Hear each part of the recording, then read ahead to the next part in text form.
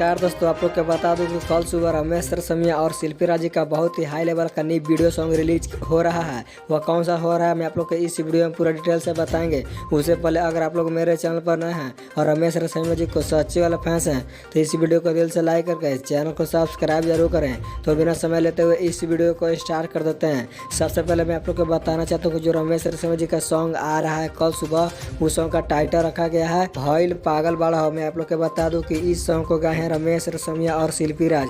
यह duet song है जो काफ़ी बवाल का सॉन्ग है। और आप लोग को बता दूं कि इस सॉन्ग को लिखे हैं उमेश अनमोल जी। और म्यूजिक की बात की जाए तो इस सॉन्ग में म्यूजिक दिए हैं अंजनी सिंह, जो काफ़ी बवाल का म्यूजिक देते रहते हैं। और आप लोग को बता दूं कि इस सॉन्ग को कल सुबह रमेश रसमिया ऑफिशियल यूट्यूब चैनल के माध्यम से सुबह 6 बजे फुल वीडियो रिलीज किया जा रहा है।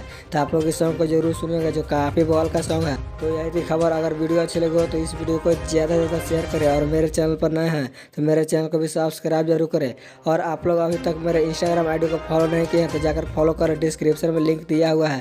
तो मिलते हैं नेक्स्ट वीडियो में, तब तक के लिए जय भोजपुरिया समाज।